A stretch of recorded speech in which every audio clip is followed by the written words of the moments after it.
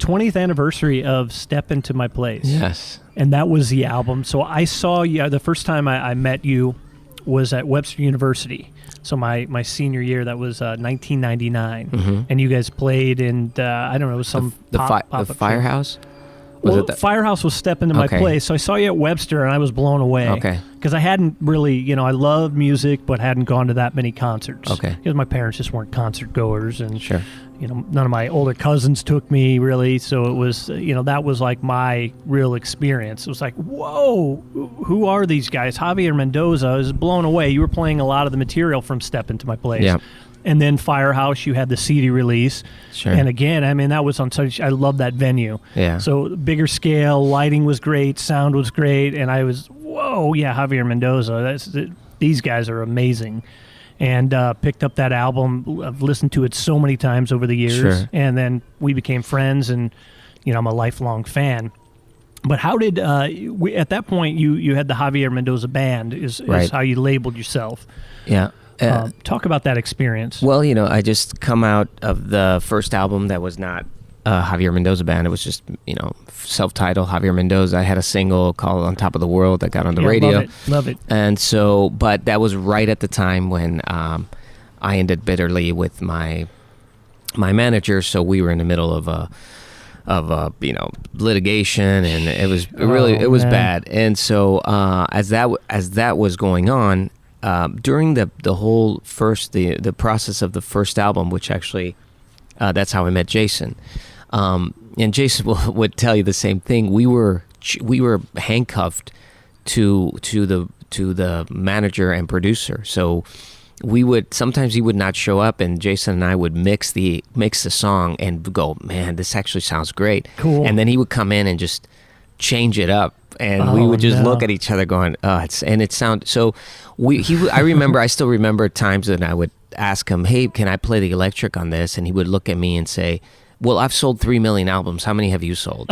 Things like that. So it's like, I mean, it was pretty bad. So, oh man, I was just pretty much a pawn in his scheme, or his, world domination scheme. And so when that ended, to me, forming, and that's kind of what through that I formed the band, through that album. But I was writing new material, which was the material that was going to end up eventually on my first Javier Mendoza Band album, which was Step Into My Place, the one you're talking about. So what happened was, we were in the middle of ending, so obviously he was not involved in this, and this was my first attempt in really putting all my ideas. And so that's why it meant so much to me. It was my first job at production or co-production, because Jason definitely had a lot to do with that, and also Darryl McClanahan. Darryl McClanahan actually mixed part of the album, and Jason mixed the other part. So I learned a lot from Darryl and a lot from Jason in how to produce songs, and in fact I listened to that album and I'm like, well, wow, so many things I would do differently, but it really holds a special place in my heart because of what it did. It was kind of a liberation from that manager and from the being chained to that lack of expression. So that's why that album meant so much to me, and I think it had great songs, and to this day I think some songs really still hold up to the times. Maybe not the whole album, but definitely certain songs, and some of my favorite songs are still on that album. What are some of your? I'll give you my favorite songs later, but I want to hear some of your favorite songs. Well, my favorite song, and I still to this day, it's probably my favorite song I've ever written. It's up there, not maybe my, but in my top 20. You've written so many. In my top 20, but it's Step Into My Place. Oh yeah, so good. And I still think I still remember. I remember when we were mixing that, and that was Jason mixing that, and I'll never forget it because it was late at night, and Jason was like, he was like, we were like trying to mix it, and it just was not, I don't know, something wasn't popping or something. So we went, and we kind of went to a corner somewhere, and we smoked up a little bit, and we went back in, and it just, he started changing things around. And then we went to the car, and it was like, awesome. So you listened to it in the car? We did. We listened to it. And that's a way that I listen to a lot of music. I still love CDs for that purpose. He had like he had these radio speakers. He still has them in the studio, but we had really nice speakers and we're listening to that, but then he was like, man, we got to listen to this in the car. So we went to the car and it was great. And so to me, that's like, I love the mix in that, and that song is my favorite mix. It's just the song. I co-wrote it with my friend Colleen. She wrote this poem, not titled, and she had lost her mom and her little brother in a car accident when she was 9, and got hit by a drunk driver. Oh man! Day before Christmas. Oh, so it was like, and so brutal. She wrote this poem about, and it was basically about the tragedy and about how she dealt with it, and I just loved the poem, and I asked her if I could adapt it to a song, and so it's not exactly the poem, but it's an adaptation inspired of it. By, Well, and more than that, I mean, it's close to the poem. It's pretty much her lyrics. I just kind of had a little bit of some creative input in how to change it so it would fit the actual melody and song. Sure.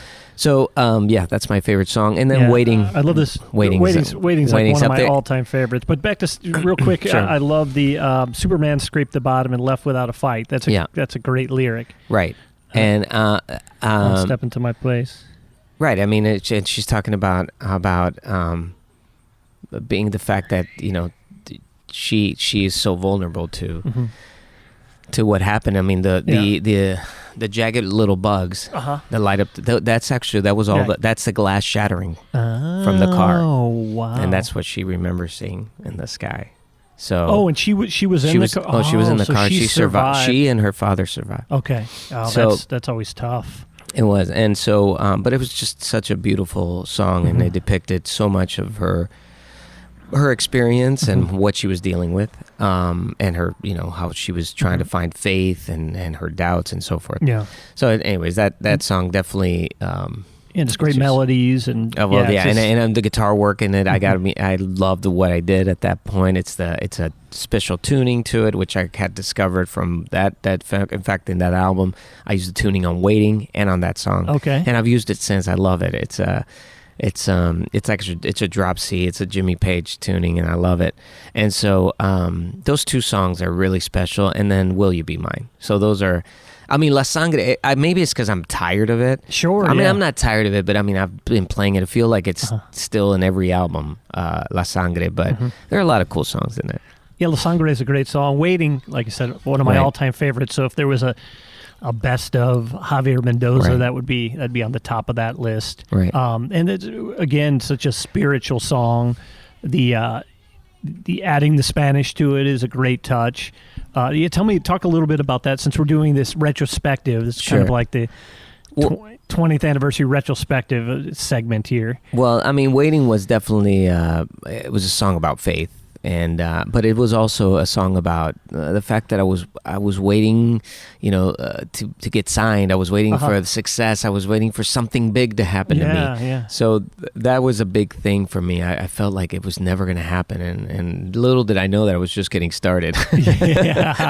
But it was just all the things that were happening that were, that were about to happen and then weren't, and so many opportunities that just kept slipping through my fingers, and so that song was about that. It was about saying, I'm waiting for that greatness, but I'm waiting, I'm waiting also for tragedy to happen, because it seemed like it started to happen where I was like all these great things, and then and so I felt like that was it, like waiting for the sun, waiting for the rain, waiting for I was just waiting for something either good or bad to happen. Sure. And so basically my call to God saying, hey, I'm here. Yeah. I'm standing strong. Are you going to help? And to be honest, the reason I did it in Spanish was I went through the first. Oh, good. There it is. There it is. There's the imperfection. That's all right. We'll embrace. Okay. Well, we can walk it if you want, but if you want to walk it, we're good. Okay, we're good. Yeah. So then we had the so trying to embrace the faith and that, and to be honest with you, when I was doing the lyrics I couldn't come up with another line, so it was funny because I was like, as I was doing that, I'm like, what if I just wrote the same verse, the first verse, but in Spanish? And I just kind of did it, and I loved it. That's cool. And so really, it was kind of an accident. And then I decided, well, what if we did the chorus as well in Spanish? And it fit perfectly. So it was kind of it was an accident based on my lack of creativity. Sometimes, and those happy accidents Right. are some of the coolest things, and they stand the test of time. Sure, So, and it was a realization that people loved it, that people liked that bilingual, and so I've done it since a couple of times, but I don't like forcing it. So I've tried it many times, but it not all the time. Waiting was a kind of one of those serendipitous moments. Very cool, very cool. And then opening into that is Tribute, which is just a beautiful musical piece that you've let me use a few times on some videos. And in fact, it was used on The Real World and MTV. That was right. our biggest, our first, encounter with television. So Tribute was Tribute. It wasn't waiting.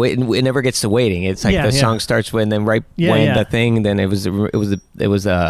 was called The Real World on MTV. It was a reality show. Yeah. I think it was one of the first reality shows. Yeah, a buddy out of there. mine, he loved it, and he worked as a sound guy for a number of seasons. Right. So when that it was the beginning of the Chicago one, and so it was Tribute, and that the reason it's called Tribute is because I basically, at the time, one of my biggest influences was U2. Oh, and so I wanted to do a little tribute to U2. And so if you listen to it, it's very U2 oriented.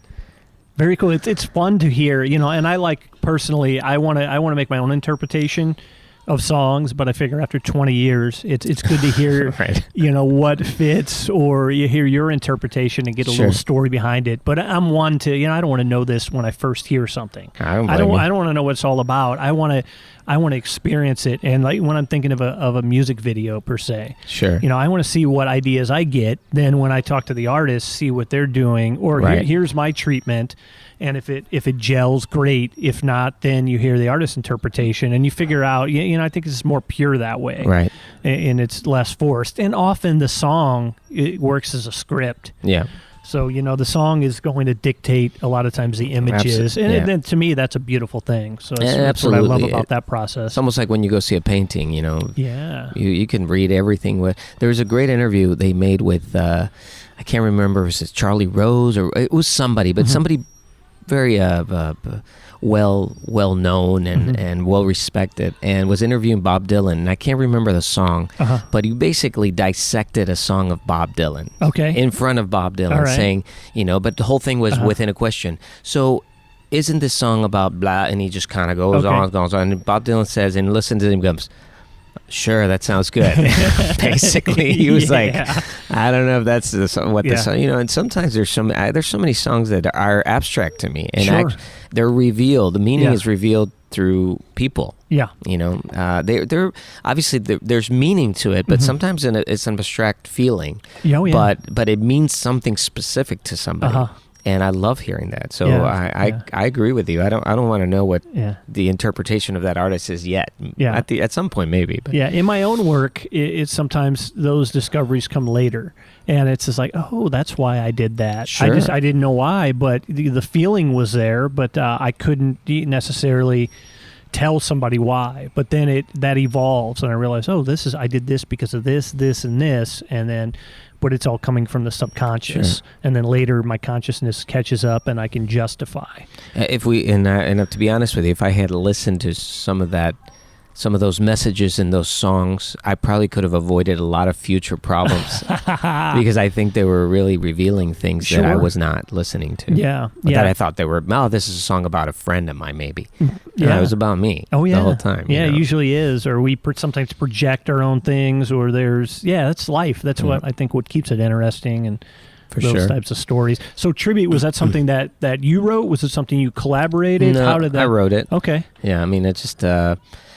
It was just, in fact, there's a happy accident in it because I love the way it. But I asked the keyboard player to start it so he had to do the pattern, but I think he lost the click track on it, and so he played a minor chord, and so I start the little riff of the guitar right on the minor chord, which was wrong. It was supposed to start in the major chord, but I loved it. I'm like, keep it. So it's a little bit. It's more of a motif. I don't know if really it really was a composition. I mean, you know what I mean? There is thought process, but it was a little bit kind of a happy accident. Regardless, powerful, and I enjoy it. So yeah, that's something that has always stuck with me. And then Take It, that's another fun song that I enjoyed listening back to it. I love the bridge on that song. There's so many songs that I'm like, man, I would love to rewrite because I love parts of them. But this was my sophomore attempt. Yeah. And but yeah, that's a song that definitely meant a lot to me at the time. It was about two friends, and what they were doing, how it impacted. In fact, I was living with them during my separation from my first wife. So I was just learning a lot from them, and so that song kind of sparked from that. Oh, very cool, very cool. What are some other ones on there that that you enjoy? Love is in the Way is a big song, and that was about my my first wife, and we were really young when we got married, and it was one of those things that we really loved each other, but we were not supposed to be together, and how it's like for us to even have a chance at anything, we needed to let go. So basically, that's where Love is in the Way. Love. People thought it was Love is on the way, but it was not. Love is in the way. Basically, love is what's is stopping us from being able to have a healthy relationship. Interesting. So yeah, that's deep. It was, and the lyrics really deep. Still, when I listen to them, they really resonate a lot in my life. It's definitely, a statement in my path of life. Very cool. And I like some of the Spanish songs we talked about. La Sangre. Yeah, La Sangre was just, I love the riff. I had a riff. Absolutely. And David Carnes was at the time the receptionist at the studio. Okay. Crazy bass player. I didn't know that about him. He was so good, but he's over there, taking phone calls. Wow. Jason McIntyre's his boss, basically. That's cool, because I've been waiting. I want to talk to David on the podcast as well, so that's a nice little trivia fact. So he would like listen to me doing my demos in the studio, and once in a while he'd have his bass on him, and he started, he had this killer bass riff on and he comes up to me and goes, "Hey man, listen to this," and he would come in, and I'm like, "Let's record it." And did you know him at that time? We knew each other. We knew each other. Well, at that time he was already in the band. So okay. He was in the band. But he actually ended up getting the gig because on my first record, it's Frankie Banali, who just recently passed away from Quite Right. Yeah, he's the drummer, and then Steve Bailey, who is world-renowned bass player who has actually done many bass clinics with Victor Wooten. So those were that was my rhythm section of my first album because my manager knew him, and so when Frankie Banali, when Steve Bailey was the bass player, it was a 6-string bass, and so he had some like crazy. So David, as he was a receptionist, he was like a fly on the wall, listening to everything that was happening, and he pretty much learned the whole album on a 4-string. And I was trying to form a band, and this was Tinta y Papel, or was this was during Tinta y Papel, and I had a bass player, Ted May, who was he passed away, and he was more of he was just like a rocker, he was like a 80s rock kind of guy, and so David, he kind of wanted to be in the band. The album was coming up. He learned everything, and so I let go of Ted, brought in David, and so David was at the time then when we were already friends, and he was already pretty established in the band. He was like my right-hand man. He really helped me like find a drummer, he helped me really put a good band together. Cool. And so. But he was still a receptionist, and so he would pop up, and I remember him coming up with the bass line for Step Into My Place as well. He would sing him along, and then, so anyways, with La Sangre, it was basically a riff, and it was grooving, and we wanted to do this like kind of pseudo flamenco rock song, and then the song's really a story I made up about a guy being on a ledge, and he's just realized that there's no hope, and his best friend is next to him trying to have this conversation. Man, as long as you have blood running through your veins, there's hope. And so that's what La Sangre is.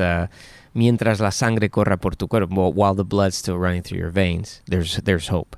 And so it was always a comical thing because everybody loved to get up and dance. And I'm singing about this guy about to jump off the ledge, and you have people going, you know, caramba, merengue, you know, and I'm like, this is funny to me. But and I knew, and I couldn't remember if it was that song or Rococo that was kind of, because they're all like lively songs, right. People are dancing, but some of the messages, because of course, you know, I don't speak Spanish, and I haven't.